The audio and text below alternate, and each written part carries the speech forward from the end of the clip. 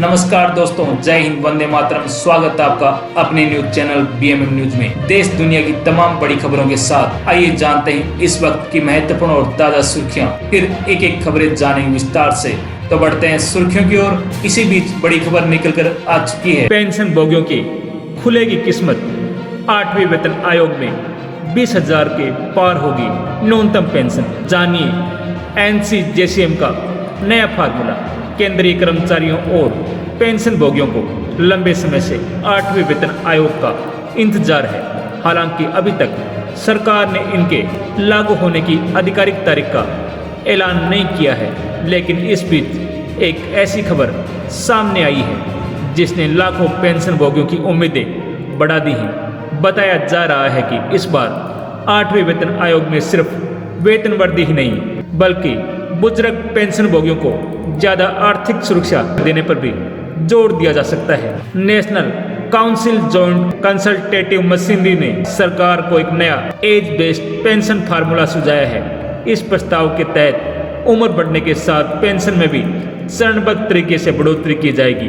प्रस्ताव के मुताबिक 65 वर्ष की उम्र पूरी होने पर पेंशन में अतिरिक्त बढ़ोतरी शुरू हो सकती है। इसके बाद हर 5 साल में पेंशन बढ़ाने का सुझाव दिया गया है। 80 वर्ष की आयु तक पहुंचने पर पेंशन में बड़ा इजाफा हो सकता है, जबकि 90 वर्ष की उम्र पार करने वाले पेंशन भोगियों को उनकी अंतिम सैलरी के बराबर यानी 100% पेंशन देने का प्रस्ताव रखा गया है। विशेषज्ञों का मानना है कि बढ़ती उम्र के साथ बुजुर्गों के स्वास्थ्य संबंधी खर्च तेजी से बढ़ जाते हैं। दवाइयाँ, इलाज और देखभाल पर अधिक पैसा खर्च करना पड़ता है। ऐसे में उम्र के हिसाब से पेंशन बढ़ाने का ये फार्मूला वरिष्ठ नागरिकों को आर्थिक राहत दे सकता है। वर्तमान में 7वें वेतन आयोग के तहत न्यूनतम पेंशन 9,000 रुपये प्रति माह है, लेकिन 8वें वेतन आयोग में नए फिटमेंट फैक्टर को लागू किए जाने की संभावना है। यदि सरकार 2.28 का फिटमेंट फैक्टर स्वीकार करती है तो न्यूनतम पेंशन बढ़कर 20,500 रुपये तक पहुंच सकती है। अगर फिटमेंट फैक्टर इससे ज़्यादा रखा गया तो पेंशन में और बढ़ोतरी देखने को मिल सकती है। केंद्र सरकार आमतौर पर हर 10 साल में नया वेतन आयोग लागू करती है। 7वां वेतन आयोग वर्ष 2016 में लागू हुआ था, इसलिए कर्मचारियों और पेंशन भोगियों को उम्मीद है कि 8वें वेतन आयोग के लाभ जल्द मिल सकते हैं।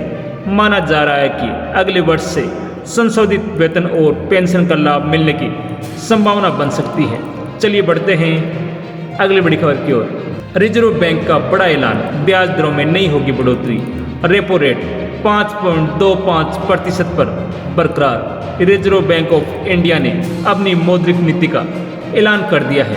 RBI गवर्नर संजय मल्होत्रा की अगुवाई वाली मॉनेटरी पॉलिसी कमेटी ने आम जनता को बड़ी राहत देते हुए इस बार भी ब्याज दरों में कोई बदलाव नहीं किया है। केंद्रीय बैंक ने रेपो रेट को 5.25% पर बरकरार रखा है।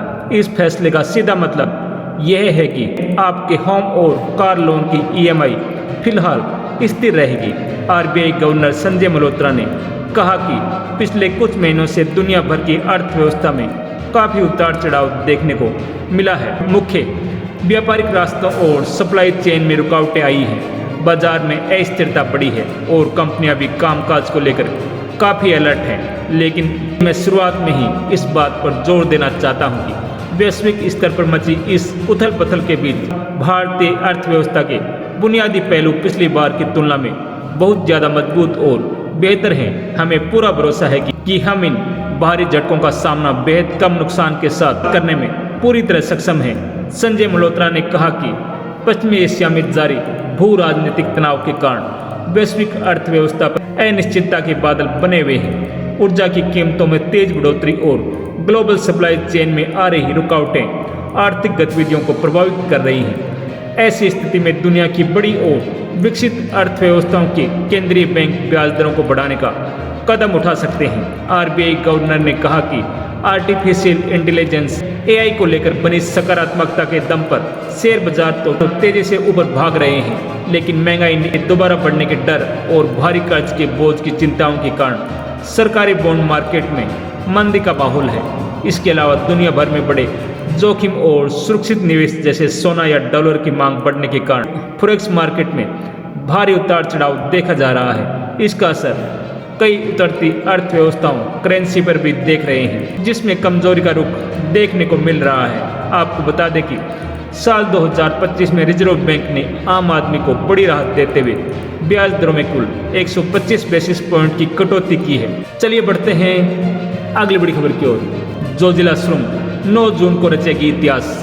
3 घंटे का सफर सिर्फ 15 मिनट में होगा पूरा। बर्फबारी में भी नहीं थमेगी गाड़ियों की रफ्तार। देश की सबसे महत्वाकांक्षी सड़क परियोजनाओं में शामिल जोजिला सुरंग अब अपने अंतिम चरण में पहुंच चुकी है। इस परियोजना में एक ऐतिहासिक पल आने वाला है, जब सुरंग के दोनों सिरों से चल रही खुदाई टीमें आपस में मिल जाएंगी। कश्मीर और लद्दाख के बीच सफर करने वाले लोगों के लिए एक ऐतिहासिक पल बेहद करीब है। हिमालय की ऊंची चोटियों के बीच बन रही जोजिला सुरंग को अपने निर्माण के सबसे महत्वपूर्ण चरण में पहुंचने वाली है। इस दिन सुरंग के दोनों सिरों से खुदाई कर रही टीमें आपस में मिल जाएंगी, जिसे इंजीनियरिंग की भाषा में ब्रेक थ्रू कहा जाता है। इस उपलब्धि के साथ भारत की सबसे महत्वाकांक्षी सड़क परियोजनाओं में से एक नया इतिहास रचने की ओर बढ़ जाएगी। केंद्रीय सड़क और राजमार्ग मंत्री नितिन गडकरी ने इस समारोह में शामिल होने की संभावना है। करीब 4600 करोड़ रुपए की लागत से बन रही जोजिला सुरंग की कुल लंबाई 13.15 किलोमीटर है। अधिकारियों के अनुसार 13.14 किलोमीटर तक खुदाई पूरी हो चुकी है और सिर्फ 10 मीटर का हिस्सा बाकी है।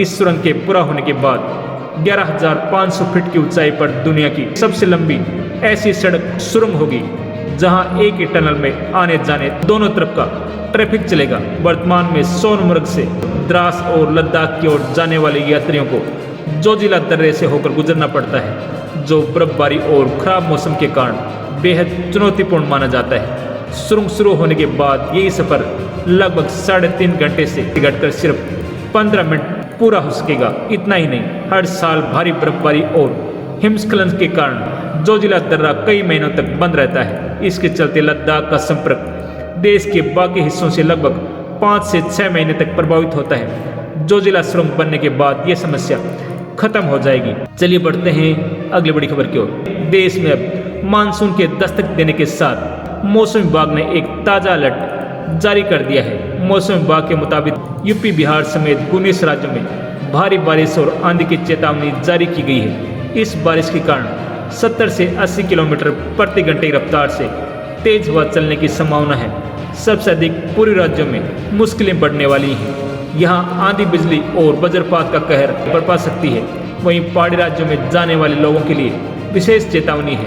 वहीं पश्चिमी विक्षोभ एक चक्रवाती परिसंचरण के रूप में पश्चिमी उत्तर प्रदेश और उसके आसपास के निचले और सौमंडलीय स्तरों पर स्थित है। इसके अलावा एक ऊपरी वायु चक्रवाती परिसंचरण अब पूर्वी मध्य अरब सागर और उससे सटे तटीय कर्नाटक के निचले सौमंडलीय स्तरों पर स्थित है। मौसम विभाग के मुताबिक कल देश के 19 राज्यों यूपी, बिहार, दिल्ली, राजस्थान, हरियाणा, उत्तराखंड, पंजाब, हिमाचल, जम्मू कश्मीर, झारखंड, छत्तीसगढ़, मध्य प्रदेश, पश्चिम बंगाल, उड़ीसा, केरल, तमिलनाडु, आंध्र प्रदेश, कर्नाटक और असम में भारी बारिश और आंधी का अलर्ट जारी किया गया है। इस दौरान 80 किलोमीटर प्रति घंटे स्पीड से आंधी चलने की संभावना है। इसके चलते पूर्वी राज्यों में कई जिलों में ओले गिरने की भी संभावना है। मौसम विभाग के पूर्वानुमान के मुताबिक भारी बारिश और आंधी का अलर्ट जारी किया गया है। इस दौरान हवा की रफ्तार 40 से 50 किलोमीटर प्रति घंटे तक रहने की संभावना है। वहीं दिल्ली में अधिकतम तापमान 37 डिग्री सेल्सियस तो न्यूनतम तापमान 29 डिग्री सेल्सियस तक रहने की संभावना है।